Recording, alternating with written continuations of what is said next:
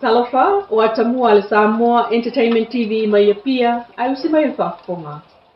A o tō whawhawhi le mua i le tele o mātua Samoa i le pō na pō. Ai le imawhai o na maua e se tina talavou. Le nai tu ainga o malo longa o na mawhatianga i le alofa i lana tama. O le tamaititi Samoa lea mai le atua noa maa. Na ave le malo e tonga fiti New Zealand masina o me na te anei. O lo o New Zealand malo na tama. Peitai, e o mai nei. Ele ifai ala valon ta otonga talu o moli mawina mai ele tamai New Zealand. Na o malo na tali e si mai. O lo te ena tu i Samoa le tongina lea le ta otonga. O na ua ova ilunga le tau po le pili. Ele lua se lau lima sifuluafe. Ai sa tolu sifuluafe le tau mua mua. O ta uel tinai Samoa ne ya fa o. Sa su eso na ava noe feilo ai atuai ile minister mta ngadwenga. O le soifua malo loina. Mosef Sosoani peitai. Na o te maitai ofisa o le minister. Na tala no ane ia te ia. Ma no foi nei male ofo i le tali na tu inane ia te ia. Malesis ku e kalangoa koe ke o a kapia. Ia la avea, ia le mai ko kasi pola ka me ko kasi. Ngo olo fa akali mai si mau mai keli. Ala avea la ka me ko kasi de ama mea ole aka ofia mai. Ngai mai keli olo ofia mau se sosoa. Kusa kuua sesi ku le winga le famkalanga le. Pape ole a fa uma ela kamai. Le pili o kamai e sa o le mongi lang fa so sango. Ya auke angai kele manga ole ko nga kali kani me fa pe ya ka iko. Ya auke o fo ya ngai an fa o nga fa ya me anga sanga kamali ka ilo ya pem fa on kali me fa pe. Ole so le ana ta wel tinai sul fa ya twai le to manga. Mo e popo ngatia Mosef Sosoani ele ta otonga o lana tama i New Zealand. Le ufa peane le tala mo le falmai le ofisa o lo fa yai pepa e ave ai mai i New Zealand. O le taimi nei, o le ato e whaafo i mailo walo e taute mafuta i o naso o totoe. Na ta uel tina ia whaao o se whaaupunga na langona ai le tuia o lona fatu mai le o mapu lona sa ili pea ma ta talo fo i lona ainga. Mosef Sosoani ilan tama a o ita oto ai New Zealand. Mosef Sosoani ilan tama le na adulisi nga mai malon tama. Ua mea nei le pulenga o tulisia Samoa malana whailo o le beautiful Samoa. O se whaapa angaloa ia ale au le kapil manu Samoa al tatu tinu. Ila kapil lau langi lua o lua le ipo malo Pasifika po le World Cup 2022 Pacific Nations Cup o amatali ai whai ungol vaya so nei. O le awal man Samoa le uta aloa il tau wanga lona sfulima.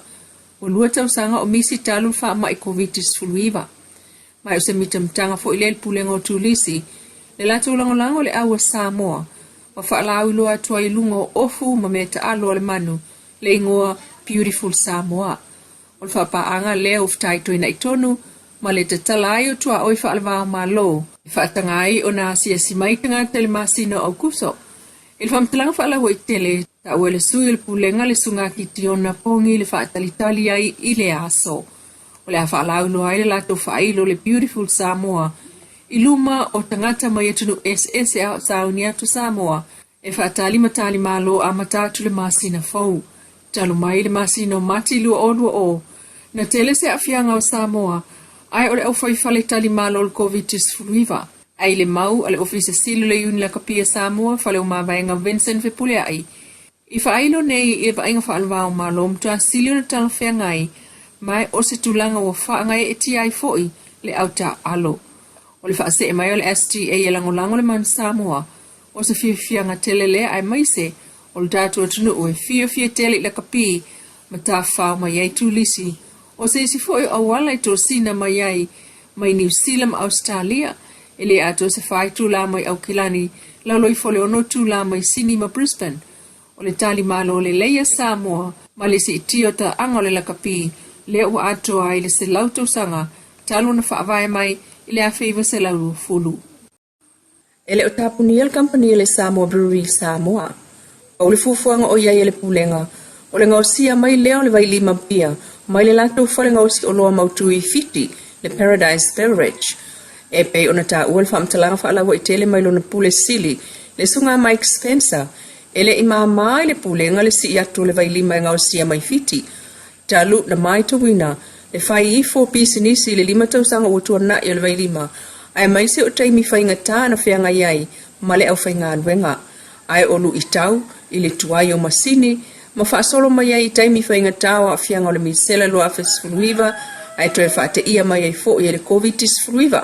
Sa tilo i tu umalava, ina ia mawhai en whaawau peranga o si o le vailima i Samoa, e pei o le toe whaalu o tupe ati na e aile whare pia tuai, o le tamu whai e toe whau se isi whale awa whau, ma le tamu whai fo e ngau sia i nei alato o loa. Ai sa le i mawhai lava, o na maua isi pisinisi le lei. Ai o ta ua fo e le sui le pulenga Moira Sini, e whaawau lava o na ola le vailima malona talaanga, e no fo i lava i le Pasifika, ai o le anga o sia mai nei, i le Paradise Paradise i fiti, i lona tofo masani. O le pia vailima wa iai ana paanga i Samoa matunu i fafo, mai o le manaonga le na, o le whalenga o si pia le i fiti, ia whaawa wa i pea i le lumanai. Ai o le teimi nei, o le atau la i le pulenga ila na aufai ngā ruenga i Samoa i masina o luma, ai o ngā ruenga ila to wa afia, ai o tilo foi, e si i atu se isi no fuanga, e whaawau lava le Samoa Breweries i Samoa, mo le wha taunga ma le tufa ina wana o loanga osi, mai fiti, e au fiai ma le vailima. Inisi o tala, wa amatai ne eo na toi whaafoe mai vaitele. Le lesta laina o ta avale ma le whainga o lai Sene ava ta avale i le LTA. E pei ona whala ue tele mai il pulenga o le LTA, mai e le o le taimi mua lea. O toi whai mai ei lea au nanga i vaitele msali le longa. Ino fuanga masan ia i le LTA, mai lea songa fua ele sfraile. O le whainga tu sanga taluaina ua pale mai le minsta o leo le fionga whawalo Harry Schuster, mai ia whainoa mai ei. O le atu maupea le vaenga o ta avale a film tanga aluenga o leo. Ai avatu le stala ma lai Sene ina, i le LTA e pe on sa masani ai. Sa no fo i minsta, o le wha amaro singo tula fono, o le tutel na o leo.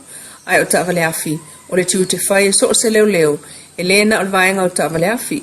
O le luafe sulvalu na fai ai el fai ngā malo o ta luai le swinga lea, sa wha ma vai ai se vaenga o le au fai ngā aluenga.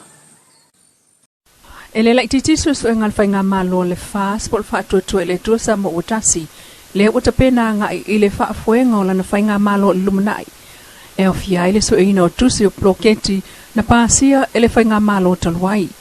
A o fia i mal wha o ngā ina o tupe mai le mai mi sela o le luafe lus fulu mal COVID-19 fuluiva taluai nei. O mata upol kāpeneta e pen wha mawina le wha kāwha i ungal kāpeneta lua. Numeras fulu valo le aso sulvalo me lua o lua. Na mawai le tātou kopi. O le pepa leo lo sa iniel whailau tusir kāpeneta le ofisi siri foi, o le mtanga ruengal pāle mia anga fili shem leo. O whamaoni ai, e kāpeneta le vato le afa miliona tala, mai le tupe wha sol to sanga wha le tupe fau, mo le nā suenga. O fili mai ai, le komisi e taita ia le minista o tupe mulipola analosa ale molio o, e ngā lue wha atasi malvaenga sue tusi, so sa iete o loia Samoa pe amana o miesef so swani. O le lato ngā ruenga e lipo te sa o lava le kāpeneta o lana iloilonga. O le si plokete su e au fia le 10 miliona tala. Le na tufu e tangata taito tansi le 5 tala al tangata. E le stala ilona ingoi lungol tusi ngai ngua lua o lua o.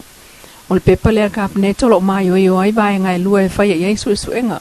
Vai ngā mua e tasi ploketi e au fia e mal 7 miliona tala al mlai vale le iti avea.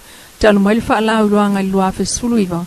Ma le tau mua na iai e 10 miliona tala, mo le mlaiva alele, mo whalavlave whaafuasei. O apelilo to sangal nana sa inia e ti avea le avane o ele. Tasi tesi mal 7 miliona tala o tupe o tangata lautele, na whao ngai le amatanga mai o le nāti nae. O le isi vaenga o lo oilungo le lisi o le esu enga o le Sheraton e apia, o le lisi le Samoa Airways, whaungo falpuipui e 2 miliona tala i tanu malala, ma le ono se la wafe tala al falpuipui vai ata i safai. O le 7 miliona tala le nupi fai sa le longa savai. O le ofisa pa lota 5 miliona tala. O le ploketi o le internet ta maitia onga. O le inaf so ta inga ilalo le sami. O le wafu sa tuamam ta utu ya pia. O le paulia le nafanua i savai. Ploketi 3 miliona mo le vavai o tax e mo mai fa tau. Ale au fai pisinisi. Ma isi vaenga o le aturi noinga e tatou tala o iluma. Samoa Sene TV mai pia na sa o puto o na tamua. Dessa taia e ela falou que